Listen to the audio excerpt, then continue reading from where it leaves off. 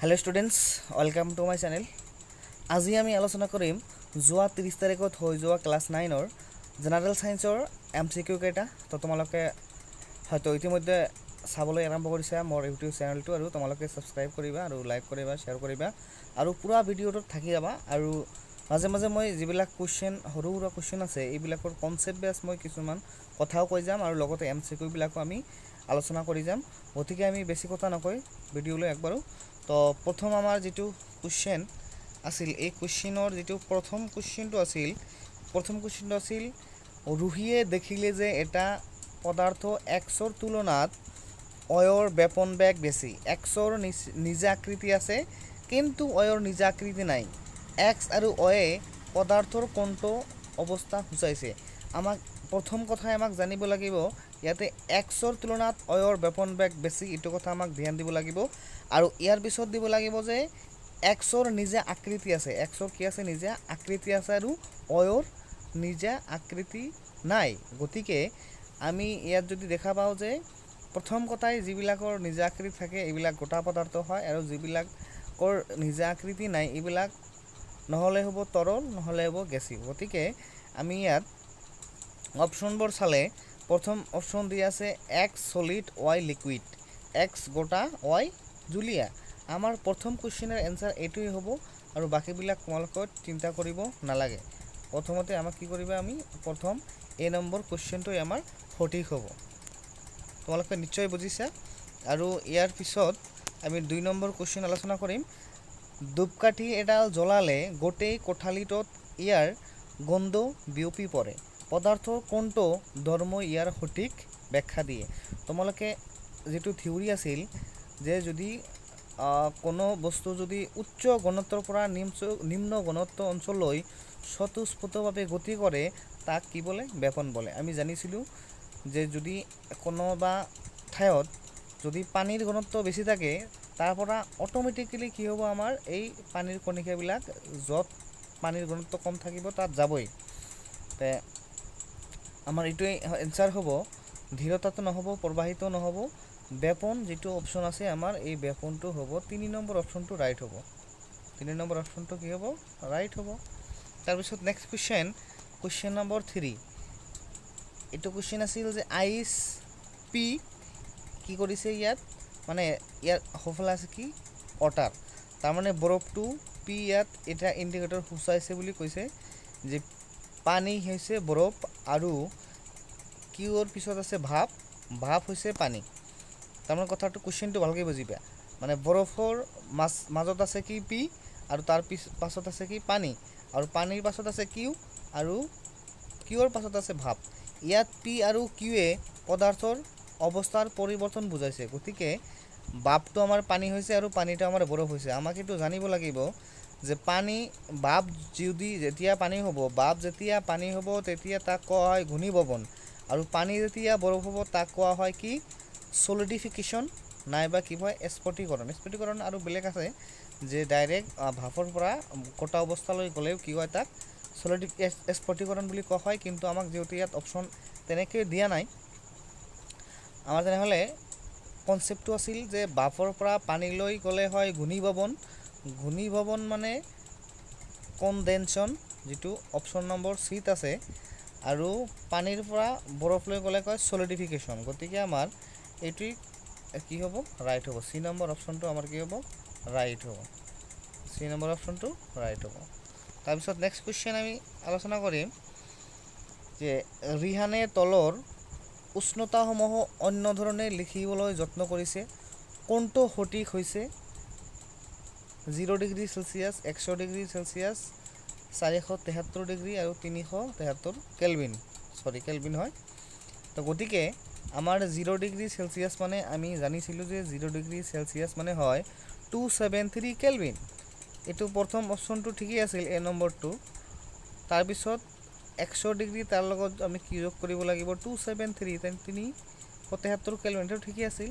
কিন্তু 400 মানে 473 কেলভিন মানে আমাৰ হ'ব 273 লগত 473 মানে ইয়াৰ পৰা 273 বাদ দিব লাগিব। 273 বাদ দিলে কি হ'ব 273 200 ঠিকই আছে আৰু ইয়াৰ পিছত কি হ'ব যদি আমি এইটো এনসাৰ হ'ব এইটো এই নম্বৰটো নহ'ব এই নম্বৰটো নহ'ব এই নম্বৰটো নহয় তেনেহ'লে কি হ'ব আমাৰ বি নম্বৰটো হ'ব কাৰণ 0 ডিগ্ৰী সেলসিয়াস মানে 273 কেলভিন ঠিকই আছে 100 ডিগ্ৰী মানে তাৰ লগত আমি ডিগ্ৰীটো যদি কেলভিন লৈ তেতিয়াহ'লে কি হ'ব আমাৰ 273 যোগ হ'ব ঠিকই আছে এইটো আৰু 473 এইটো 200 হ'লে কি হ'ব 473 কেলভিন হ'ব আৰু 100 হ'লে তাৰ লগত 273 এড কৰিলে কি হ'ব 373 এইটো ৰাইট আনসাৰ হ'ব গতিকে আমি তাৰ পিছত কোশ্চেন আগবাঢ়িম চিত্ৰত এ বি সি আৰু ডি এ পদাৰ্থৰ কণিকাবোৰৰ মাজত আন্তঃআণৱিক বল দেখুৱাইছে ইয়াৰ কোনটো পানীৰ কণিকাক বুজাইছে আমি এইটো অপচন ইয়াতেতো নহ'ব এইটো কাৰণ একদম ইয়াত খালি জায়গা নাই ইয়াতে খালি জায়গা মাজে মাজে আছে সকলো জায়গাতে নাই গতিকে আমাৰ এইটোই হ'ব ৰাইট আনসাৰ আৰু এইটো বাপ হ'ব পাৰে গতিকে এইটো নহ'ব আমাৰ কি হ'ব সি নম্বৰ অপচনটো কি হ'ব ৰাইট হ'ব তাৰ পিছত নেক্সট কোশ্চেন আমি আগবাঢ়িম নেক্সট কোশ্চেন আছিল যে মিঠুয়ে প্ৰায় প্লেটত লৈ চাহ খায় তলৰ কোনটো কাৰকে ইয়াৰ সঠিক ব্যাখ্যা আগবঢ়াব আমি তো জানো যে তৰলৰ পৃষ্ঠকালি বাঢ়িলে কি হয় বাষ্পীভৱনৰ বেগ বাঢ়ে মিঠুয়ে এই কাৰণে প্লেটত চাহ খায় কাৰণ সোনকালে কি হয় ঠাণ্ডা হয় গতিকে তৰলৰ পৃষ্ঠকালি বাঢ়িলে কি হ'ব বাষ্পীভৱন বাঢ়িব গতিকে এই নম্বৰ অপচনটো আমাৰ কি হ'ব ৰাইট হৈ যাব তাৰ পিছত আমাৰ 7 নম্বৰ কোশ্চেনটো আছিল যে টিংচাৰ আয়োডিন দ্ৰব্য থকা দ্ৰাৱকবিধৰ নাম কি এটা আমি সকলোৱে জানো কি হ'ব আমাৰ এলকহল যদি আছে ইয়াত দি দিবা সি নম্বৰ অপচনটো কি হ'ব ৰাইট হ'ব সি নম্বৰ অপচনটো ৰাইট হ'ব তাৰ পিছত নেক্সট কোশ্চেন ফাৰুকে জানে যে কিছুমান মৌলই ধাতু আৰু কিছুমান অধাতু দুয়োৰে ধৰ্ম দেখুৱায় তলৰ কোনটো মৌলই সঠিক উত্তৰ দৰ্শায় গতিকে ইয়াত ফাৰুকে কি কৰিছে যে মৌলৰ ধাতুৰ কথা কৈছে আৰু মৌলৰ অধাতুৰ কথা কৈছে গতিকে আমাক ইয়াক ইনডাইৰেক্টলি ক'ব খুজিছে যে তলৰ কোনটো ধাতুকল্প হয় গতিকে আমি জানো যে বৰণটো আমাৰ ধাতুকল্প হয় গতিকে অপচন এ নম্বৰটো কি হ'ব ৰাইট হৈ যাব option A number is the right answer তাৰ পিছত আমাৰ হ'ব কোশ্চেন নম্বৰ 9 বায়ু বিভিন্ন গেছৰ সমসত্ব মিশ্ৰণ ইয়াত থকা গেছসমূহক আমি কিদৰে পৃথক কৰিব পাৰোঁ গতিকে আমি পঢ়িছিলোঁ যে ফ্ৰেকশনাল যেটো ডিস্টিলেশন আছিল ফ্ৰেকশনাল ডিস্টিলেশন মানে অপচন নম্বৰ বিটো আমাৰ ৰাইট হ'ব আমি ইয়াত কি কৰিছিলোঁ আমি পাঠ্যক্ৰমত আমি পাইছিলোঁ ইয়াতে পদ্ধতিবিলাক যে আমি আংশিক পাতন পদ্ধতিৰ দ্বাৰা কি কৰিব পাৰোঁ বিভিন্ন গেছৰ মিশ্ৰণবোৰক কি কৰিব পাৰোঁ আমি পৃথক কৰিব পাৰোঁ বায়ুৰ পৰা গতিকে আমাৰ অপচন বিটো হ'ব ৰাইট আনসাৰ তাৰ পিছত নেক্সট কোশ্চেন ইনাই নিমখ আৰু এফৰ নামৰ পদাৰ্থ এটাক মিশ্ৰণক ঊৰ্ধ্বপাতন পদ্ধতিৰে পৃথক কৰিলে এফ হ'ব পাৰে ঊৰ্ধ্বপাতন পদ্ধতিৰে যদি আমি বিকৰা হয় তেনেহ'লে আমাৰ কৰ্পূৰটোই হ'ব কি আমাৰ ঊৰ্ধ্বপাতন পদ্ধতি কাৰণ কৰ্পূৰে কি কৰে যে ডাইৰেক্ট গোটাৰ পৰা গেছীয় অৱস্থালৈ যায় আৰু ইয়াক ঊৰ্ধ্বপাতন বুলি কোৱা হয় গতিকে কৰ্পূৰে হ'ব এ নম্বৰ অপচনটো কি হ'ব কাৰেক্ট হ'ব কাপড় ধোৱা সঁজুলি তিতা কাপড়ৰ পৰা পানী আঁতৰাবলৈ কি পদ্ধতি ব্যৱহাৰ কৰা হয় আমি এটা সকলোৱে জানো যে অপকেন্দ্ৰিক পদ্ধতি ব্যবহাৰ কৰা হয় অপকেন্দ্ৰিক পদ্ধতি তিনিটা কিহত ব্যবহাৰ কৰা এটা হল দৈৰ পৰা মাখন আৰু এটা হল পৰীক্ষাগাৰত আৰু এটা হল তিতা কাপড়ৰ পৰা পানী আঁতৰাবলৈ গতিকে আমাৰ সি নম্বৰ অপচনটো কি হ'ব ৰাইট হ'ব তাৰ পিছত নেক্সট কোশ্চেন তলৰ কোনটো ৰাসায়নিক পৰিৱৰ্তন বুজোৱা নাই এইটো আমি সকলোৱে জানো যে লত মামৰে ধৰিলে কি হয় ৰাসায়নিক পৰিৱৰ্তন হয় খাদ্যম হজম হোৱাটো কি ৰাসায়নিক পৰিৱৰ্তন বাপ ঠাণ্ডা কৰি পানীলৈ পৰিৱৰ্তন কৰা ইটোৱে হ'ব আমাৰ সঠিক আনসাৰ আৰু খাদ্য ৰন্ধনও কি হয় আমাৰ ৰাসায়নিক পৰিৱৰ্তন গতিকে সি টো হ'ব আমাৰ ৰাইট আনসাৰ তাৰ পিছত নেক্সট কোশ্চেন আবিদাই ৰাতি কেইটামান কিচমিচ পানীত তিয়াই থৈছিল ৰাতিপুৱা তাই দেখিলে কিচমিচ এটা অফন্দি উঠিছে এইটো কি দ্ৰব্য সূচাইছে আমি এইটোৱে জানো যে যদি কোনো মাধ্যমৰ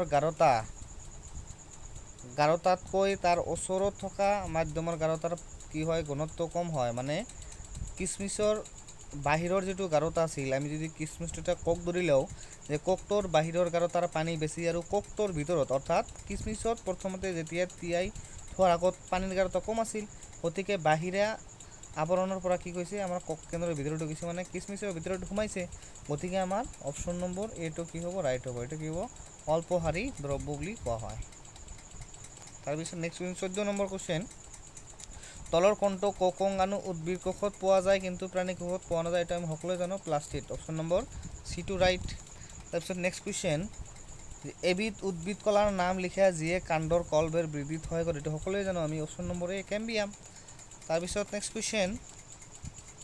কোশ্চেন তলৰ কোনটো উদ্ভিদ কলাৰ ককবোৰ মিলিত এটা আমি সকলোৱে জানো স্কেলেন কাইমা কলা যেটো নাৰিকলৰ বাকলি গঠন কৰে তাৰপিছত তলৰ কোনটো হিৰদ পেশীৰ বৈশিষ্ট্য নহয় ই ঐচ্ছিক পেশী এটোই আমাৰ ৰাইট আনসাৰ হ'ব কাৰণ কোশ্চেনটো ভালদৰে চাবা কোশ্চেনটো কি কৈছে যে হিৰদ পেশীৰ বৈশিষ্ট্য নহয় বুলি কৈছে ইয়াতে এইটো চাব লাগিব যে হিৰদ পেশীৰ বৈশিষ্ট্য নহয় শব্দটো ভালকৈ চাবা নহলে কি কৰিবা তোমালোকে ভুল কৰি থৈ আহিবা যে হিৰদ পেশীবিলাক কি হয় অনৈচ্ছিক পেশী গতিকে অপশ্যন নম্বৰ এটো আমাৰ কি হ'ব ৰাইট হ'ব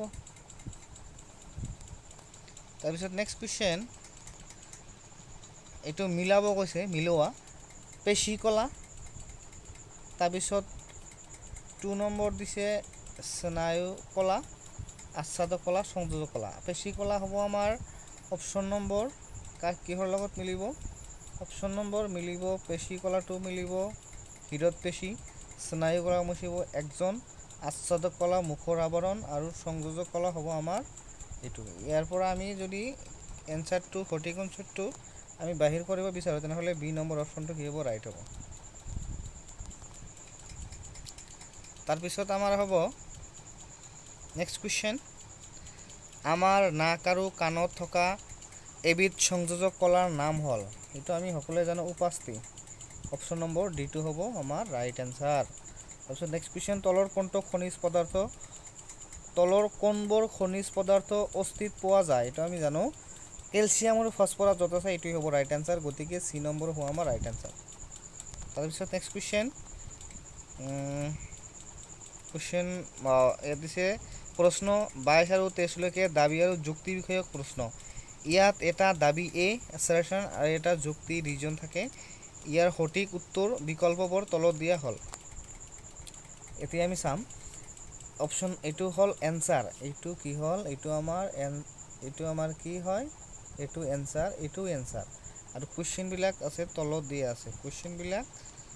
দিয়া আছে মানে ওপৰত এ বি আৰু সি আৰু ডি এইকেইটা হল আমাৰ এই তলৰ যে কোশ্চেন আছে এইবিলাকৰ এনসার গতিকে আমি এটো পঢ়িব লাগিব পঢ়ি পেলাইহে আমি ক'ব পাৰিম 22 নম্বৰ কোশ্চেন কৈছে আমি আমাৰ ইচ্ছা অনুসৰি ভৰিখন লৰাব পাৰো আৰু বন্ধ কৰিবও পাৰো এটো ঠিকই কথা আৰু যুক্তিটো দিছে ৰিজনটো দিছে জীবৰ পেশীক আমি নিজৰ ইচ্ছা অনুসৰি সংকোচন আৰু প্ৰসাৰণ কৰিব পাৰো তেনে পেশীক ঐচ্ছিক পেশী বোলে গতিকে দাবী আৰু ৰিজনটো একদম ঠিক আছে তাৰপিছত আমি 23 নম্বৰটো চাম যে সেউজগৃহ গেছৰ প্ৰভাৱত গোলকীয় উত্তাপন বৃদ্ধি হৈছে আৰু ৰিজনটো যুক্তিটো দিছে ওজন স্তৰৰ ক্ষয়ৰ বাবে সেউজগৃহ গেছ দায়ী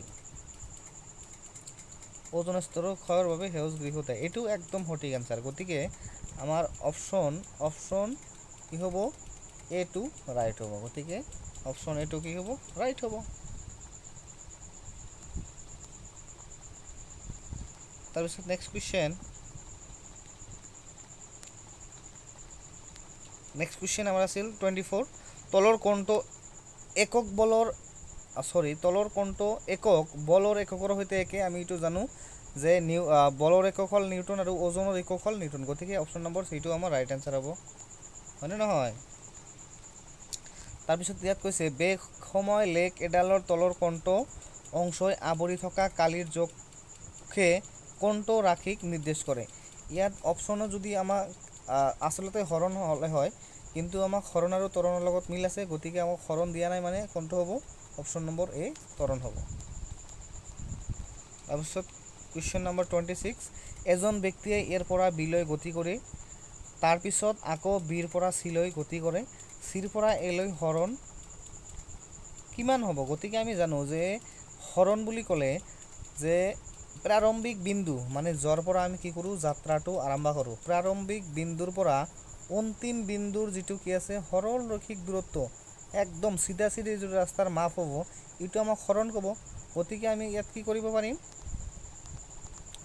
যেহেতু ইয়াৰ পৰা এৰ পৰা বি লৈ 30 কিলোমিটাৰ গৈছে আৰু বিৰ পৰা চি লৈ কিমান কিলোমিটাৰ গৈছে 40 কিলোমিটাৰ। গতিকে আৰু কোনো একো কৰাৰ দৰকাৰ নাই, আমি কি কৰিম বাছ দুটা বস্তু অকল যোগ কৰিম, যোগ কৰিলে আমাৰ সঠিক এনসাৰ হ'ব অপশ্যন চি 70 কিলোমিটাৰ। তাৰপিছত নেক্সট কুৱেশ্যন, চিৰঞ্জিতে মটৰ গাড়ী এখন 30 মিটাৰ পাৰ ছেকেণ্ড বেগেৰে গতি কৰি আছে। হঠাৎ তেওঁ ব্ৰেক প্ৰয়োগ কৰা মটৰ গাড়ীৰ বেগ 3 ছেকেণ্ডত 20 মিটাৰ পাৰ ছেকেণ্ডলৈ কমি যায়।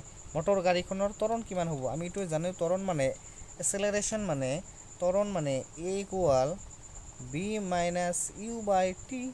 বি হ'ল অন্তিম বেগ, ইউ হ'ল প্ৰাৰম্ভিক বেগ আৰু ডিভাইড বাই সময়। গতিকে আমি বাহিৰ কৰিব পাৰিম, কি কৰিম আমি প্ৰথমতে 20টো দিম, কাৰণ প্ৰাৰম্ভিক বেগ হয় 30 আৰু অন্তিম বেগ হয় 20। গতিকে আমি কি কৰিম, আমি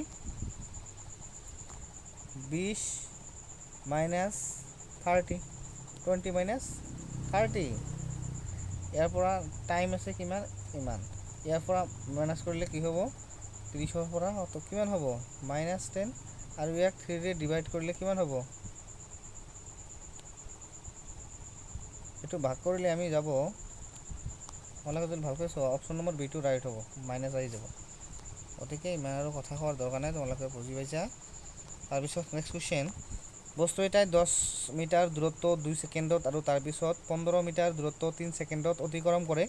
বস্তুটোৰ গড় দূৰত্ব কিমান হ'ব? আমি জানো যে গড় দূৰত্ব বাহিৰ কৰিবলৈ হ'লে টোটাল ৰাস্তা কিমান গৈছে আৰু কিমান সময় লাগিছে, টোটাল ৰাস্তা আৰু টোটাল সময়ৰে ডিভাইড কৰিলে আমি কি পাওঁ, গড় দূৰত্ব পাওঁ। গতিকে 10 আৰু 15 যোগ কৰিম, আমি কিমান হ'ব 25 আৰু তাৰ লগতে 2 আৰু 3 ছেকেণ্ড যোগ কৰিম 5 ছেকেণ্ড হ'ব, মানে এইটো সময় হ'ব।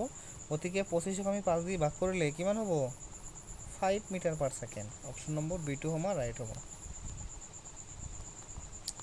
তাৰপিছত নেক্সট কুৱেশ্যন, 14 মিটাৰ ব্যাসাৰ্ধযুক্ত বৃত্ত এটাৰ চাৰিওপিনে এপাক ঘূৰিবলৈ মিনিটক 8 ছেকেণ্ড সময় লাগে। মিনিটৰ বেগ কিমান হ'ব? গতিকে এইটো ইমান কঠিন নহয়, একদম সহজ কুৱেশ্যন হয়, কাৰণ এইটো যদি বৃত্ত হয় ইয়াৰ কি হৈছে, আমাক কি দিছে, পৰিধি দিছে, পৰিধি দিয়া নাই, আমাক ব্যাসাৰ্ধ দিছে। আমি ইয়াৰ কালি জানো 2 পাই আৰ, আৰু পাইৰ মান আমাক দি দিছে, আৰৰ মান দি দিছে না নাই, আৰৰ মান 14 আৰু 2, এইটো আমি কি কৰিম, এইটোক আমি ডিভাইড কৰিম টিৰে, টি কিমান দিছে 8 ছেকেণ্ড।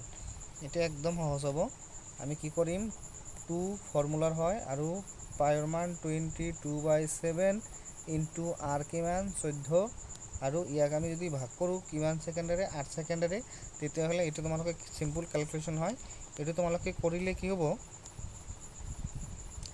এনসাৰটো তোমাৰ আহি যাব 11 মিটাৰ পাৰ ছেকেণ্ড, একদম ইজি হয়। তাৰপিছত ইয়াত নেক্সট কুৱেশ্যন 30 নম্বৰ কুৱেশ্যনটো দিয়া আছে, চন্দ্ৰত উষ্ণতাৰ পৰিৱৰ্তন হৈছে, এইটো আমি টেক্সট বুকত ডাইৰেক্ট পাইছিলোঁ, কিমান আছে -110 ডিগ্ৰী চেলচিয়াছৰ পৰা 190 ডিগ্ৰী চেলচিয়াছ, এইটো আমি জানো হয়নে নাই। তাৰপিছত 31 নম্বৰ, তলৰ কোণটো অজৈৱিক উপাদান, এইটো আমি জানো কি 2 নম্বৰ অপশ্যনটো ৰাইট হয়। তাৰপিছত নেক্সট কুৱেশ্যন আমি জানিম, তলৰ কোণটো কাৰকে পানী প্ৰদূষণ অৰিহণা যোগায়। ৰাজহুৱা স্থানত থু খেকাৰ পেলালে, কাৰণ থুৰ লগতো পানীৰ লগত কোনো সম্পৰ্ক নাই। কল কাৰখানাৰ আৱৰ্জনা নদীত পেলালে, এইটো আমাৰ হ'ব ৰাইট এনসাৰ, আমাৰ বি নম্বৰ অপশ্যনটো কি হ'ব, ৰাইট হ'ব। তাৰপিছত নেক্সট কুৱেশ্যন, যে তলৰ কোনবোৰ অক্সাইডে এচিড বৰষুণৰ সৃষ্টি কৰে? আমি এইটো সকলোৱে জানো, ছালফাৰ ডাই অক্সাইড আৰু নাইট্ৰজেন। অপশ্যন এ নম্বৰত আছে ছালফাৰ ডাই অক্সাইড আৰু অপশ্যন চি নত আছে নাইট্ৰজেন অক্সাইড। গতিকে অপশ্যন ডিত এ আৰু চি দুয়োটাই দিয়া আছে, option number C right answer হ'ব। তাৰপিছত নেক্সট কুৱেশ্যন, তলৰ কোনটো কাৰকে মানুহ এজন সুস্থ নহয় বুলি ধাৰণা দিয়ে? আমি সুস্থ বুলি ক'লে শাৰীৰিক, মানসিক আৰু পাৰিপাৰ্শ্বিক যিটো কি আছিল, পৰিৱেশটো ঠিক থাকিব লাগিব, এইটোৱে হ'ল আমাৰ মডাৰ্ণ থিয়ৰী। গতিকে আমি মানুহজন নিৰোগী হ'লে নহ'ব। তাৰপিছত মানুহজনে সদায় তেওঁৰ ল'ৰাৰ লগত খং কৰে, এইটোৱে আমাৰ হ'ব কি, আমাৰ শুদ্ধ এনসাৰ, কাৰণ সদায় যদি কাজিয়া কৰি থাকে তেতিয়াহ'লে মানসিকভাৱে তেওঁ কি নাই, মানসিকভাৱে ঠিক নাই। গতিকে এইটোৱে কি হ'ব, সুস্থ নহয় বুলি আমি ক'ব পাৰিম। তাৰপিছত এলপিজি মানে তৰলীকৃত পেট্ৰলিয়াম গেছ, এবিধ ৰন্ধন গেছ। ইয়াক কেনেকৈ এবিধ তৰলীকৃত কৰা হয়? আমাৰ ইয়াত অপশ্যন নম্বৰ এইটো আমাৰ ৰাইট হ'ব, কাৰণ ইয়াক কি কৰা হয়, যেতিয়া চাপ প্ৰয়োগ কৰা হয় তেতিয়া ইয়াত তৰলীকৃত হৈ যায়। গতিকে অপশ্যন নম্বৰ এইটো আমাৰ ৰাইট এনচাৰ হ'ব। আৰু তাৰ লগত মিলোৱা দিছে ইয়াতে যে ভাইৰাছটো কি কৰে। ভাইৰাছটো আমি জানো যে ভাইৰাছটো কি কৰে, ডেংগু ৰোগৰ সৃষ্টি কৰে, আৰু বেক্টেৰিয়াটো যক্ষ্মা ৰোগৰ সৃষ্টি কৰে, আৰু মেলেৰিয়া যিটো আছিল কি কৰে, আৰ্দ্ৰ প্ৰাণীবিলাক কি কৰে, আমাৰ মেলেৰিয়া ৰোগৰ সৃষ্টি কৰে। এইটোৰ পৰা আমি যদি চাওঁ 1 2 3 লগত মিলিব, আৰু B2 অনৰ লগত মিলিব, আৰু C2 2 লগত মিলিব। গতিকে অপশ্যন নম্বৰ B2 আমাৰ কি হ'ব, ৰাইট হ'ব। অপশ্যন নম্বৰ বি আমাৰ ৰাইট। 37 নম্বৰ কুৱেশ্যন, তলৰ কোনবোৰ বেমাৰ বেক্টেৰিয়াৰ দ্বাৰাই হয়? এইটো আমি সকলোৱে জানো। Option number C right answer, typhoid, cholera, যক্ষ্মা। নেক্সট কুৱেশ্যন, এইডছ আৰু চিফিলিছ ৰোগ সংক্ৰমণ হয়? এইটো হেণ্ডশ্বেকৰ দ্বাৰাতো নহ'বই, খেলা ধূলাৰ জৰিয়তে নহয়। আমাৰ অপশ্যন নম্বৰ চি যৌন সংক্ৰমণৰ দ্বাৰাই হয়। তাৰপিছত নেক্সট কুৱেশ্যন, জণ্ডিছ এবিধ ভাইৰাছজনিত ৰোগ যি পানীৰ দ্বাৰাই সংক্ৰমণ হয়। জণ্ডিছৰ পৰা নিজকে ৰক্ষা কৰিবলৈ কোনবিধ প্ৰতিৰোধক চিটা ব্যৱহাৰ কৰিব লাগিব? এইটো আমাৰ অপশ্যন নম্বৰ ডিটো আমাৰ hepatitis A.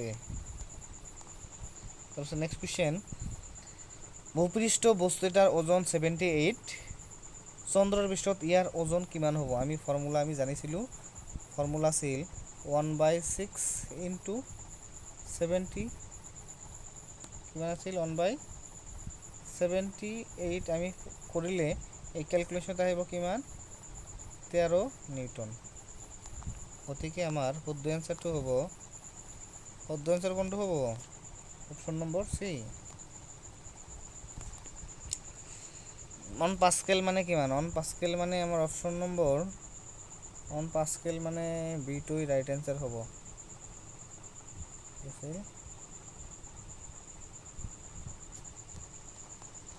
Next question, zero মান কি আছিল, জিৰ গৃহীত মান হ'ল, এইটো 6.7, এই বি নম্বৰটো আমাৰ ৰাইট এনচাৰ হ'ব।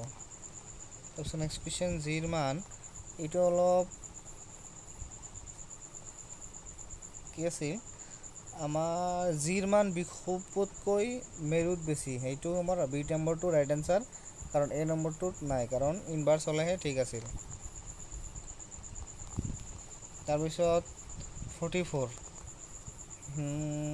180 গ্ৰাম বৰৰ বল এটাক বেটেৰে মাৰি পঠিয়ালে বলটো 4 মিটাৰ/ছেকেণ্ড বেগেৰে গতি কৰিলে বলটোৰ ভৰবেগ হ'ব। এইটো একদম সহজ।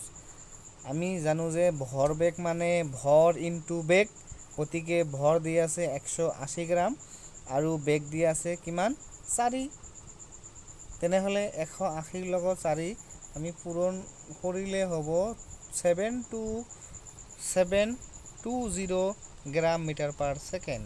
অপশ্যন নম্বৰ কি হ'ব, এইটো আমাৰ কি হ'ব, ৰাইট এনচাৰ। তাৰপিছত কুৱেশ্যন নম্বৰ 45, এইটোৱে লাষ্ট কুৱেশ্যন, তলৰ কোনটো উদাহৰণেৰে নিউটনৰ তৃতীয় সূত্ৰক ব্যাখ্যা কৰে? অপশ্যন মটৰ গাড়ীৰ ছিট বেল্ট পিন্ধা, নহয় এইটো নহ'ব। টেবুল এখন ঠেলা, এইটো ঠেলিলে বিপৰীতমুখী বল এটা প্ৰয়োগ কৰে, কিন্তু এইটো ঘৰ্ষণ বল হয়। আৰু তাৰপিছত চলন্ত বাছ এখনে ব্ৰেক প্ৰয়োগ কৰিলে আমি আগলৈ হাউলি যাওঁ, এইটো নহ'ব। লাষ্টৰ যিটো আছে যে বন্দুকে গুলি ফুটুৱালে গুলিটো ওলাই যাওঁতে তাত বিপৰীত প্ৰতিক্ষেপ বল এটা কি কৰে, গুলিয়ে বন্দুকক দিয়ে, এইটো আমাৰ হ'ব শুদ্ধ এনচাৰ, অপশ্যন নম্বৰ ডি। গতিকে আজিৰ ভিডিঅ'টো এইখিনি, আৰু তলৰ ফিল্ডতো আমাৰ কি আছে, এইবিলাকতো ডাঙৰ কুৱেশ্যনৰ এনচাৰ হয়, এইবিলাক আমাক নালাগে। B2 আমি 45 লৈকে আমি MCQটো সলভ কৰি দিলোঁ। আৰু তোমালোকৰ যদি ভাল লাগে ভিডিঅ'টো ছাবস্ক্ৰাইব কৰিবা আৰু শ্বেয়াৰ কৰিবা। আৰু কেনেধৰণৰ ভিডিঅ' লাগে, তোমালোকে কেনেধৰণৰ ভিডিঅ' চোৱা, বা তোমাৰ কি কনফিউশ্যন আছে আমাক জনাবা, মানে কমেণ্টত জনাই দিবা। মই তেনেকুৱা ধৰণৰ ভিডিঅ' তোমালোকৰ কাৰণে আপলোড কৰিম। কাৰণ এইবিলাক আজিৰ তোমালোকে কুৱেশ্যন চাই বুজিব পাৰিছা যে কুৱেশ্যনবিলাক কেনেকুৱা, কনচেপ্ট বেছ কুৱেশ্যন হয়। ইয়াত আমি মুখস্থ মাৰিলে কাম নহ'ব।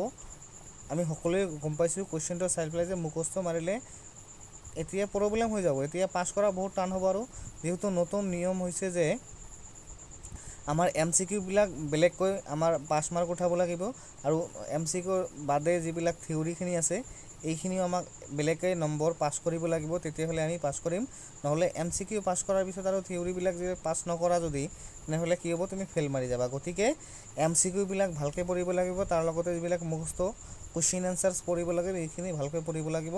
আৰু তোমালোকে কেনেকুৱা ধৰণৰ ভিডিঅ' চাবা মোক অকল কমেণ্টত জনাই দিবা। গতিকে মই তোমালোকক ফ্ৰী অফ কষ্ট, কোনো পইচা নালাগে, কোনো একো নালাগে, মই তোমালোকৰ কাৰণে ভিডিঅ'বিলাক আপলোড কৰি থাকিম। আজিলৈকে এইখিনি। জয় আই অসম, ধন্যবাদ।